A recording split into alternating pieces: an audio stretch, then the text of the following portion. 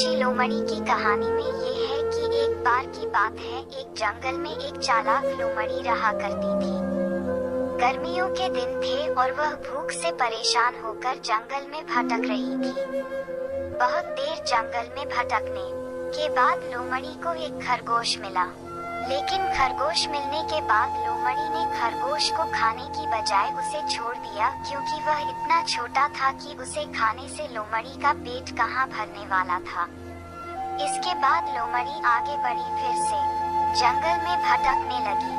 कुछ देर जंगल में भटकने के बाद भूखी लोमड़ी को एक हिरण दिखा। हिरण को देखते ही लोमड़ी के मुंह में पानी आ गया।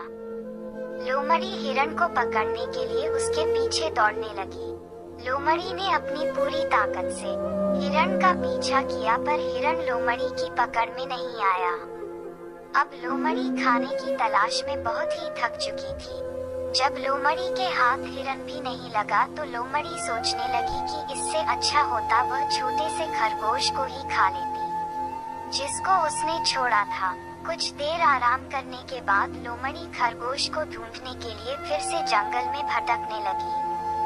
जंगल में खरगोश को ढूंढते हुए लोमड़ी वहां पहुंची जहां उसने खरगोश को देखा था, लेकिन लोमड़ी को वहां खरगोश नहीं दिखा। थक हार कर लोमड़ी को अपनी गुफा में लौटना पड़ा, जिसके बाद कई दिनों तक भूखी लोमड़ी अपनी गुफा में भूखा रहना पड़ा और बहुत दिन बीत जाने के बाद लोमड़ी को खाना मिला।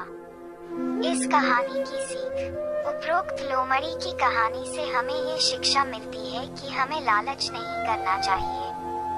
यदि लालच किए बिना संतोषी जीवन जीते हैं तो आप सुखी रहते हैं। हिंदी में लालच के प्रसिद्ध मुहावरा भी है कि लालच बुरी बला है।